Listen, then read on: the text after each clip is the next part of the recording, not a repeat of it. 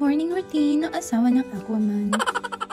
At dahil nga LDR na naman kami ng asawa ko, mag-isa na lang ako sa bahay.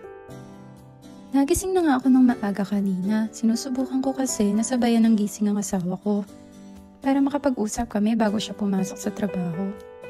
After nga, natulog uli ako. Medyo tanghali na nga akong nagising pero okay lang, wala namang magagalit. Charot. Story time about sa aking mukha. Last summer dito sa Croatia, lagi kaming nasa dagat at talaga nga naman nag-breakout sa mukha ko. Pagkatapos nun, gumamit ako ng kung ano-anong skincare para lang mawala. Na-treat ko naman siya, kaya lang after summer, last December, nagpunta naman kami sa Maldives, so lagi na naman ako sa initan. Hindi kasi mapirmi sa bahay ang aking Aquaman. 2 weeks kami nagstay sa Maldives. Nung first week, okay naman ang mukha ko.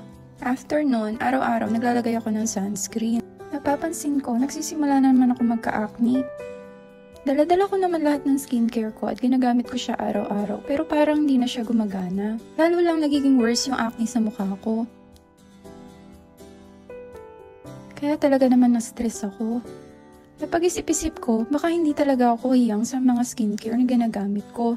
At dahil nga Pilipina ako, baka mas hiyang ako sa product natin. Kaya naman, sinubukan ko agad ang 7 days at Her Skin. Nag-Necotyne ako. Kitang-kita ko talaga yung pagbabago sa mukha ko at sa balat ko. Umiinom nga din pala ako ng Necosi at talaga naman nasarap ang tulog ko. Hindi na rin kasi ako bumabata, kaya naman nagustuhan ko talaga yung benefits na nakukuha ko sa Necosi at Necotyne. Magpa 5 months na nga pala akong gumagamit nito at kitang-kita ko na talaga ang mga pagbabago ng aking balat. May mga marks pa din ako ng acne pero mas maganda na siya kaysa dati. Hiyangan lang talaga siguro. Siyempre, kumain ng healthy at mag-exercise. Malaking bagay ang maging healthy living. Alagaan ang sarili para sa mga taong mahal natin at para sa sarili natin.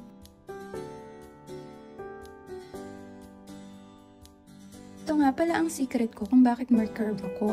Para hindi ako pagpalit ng aking Aquaman, charot. Sinusuot ko to almost every day. Pagising ko sa umaga at inuhubad ko bago ako matulog.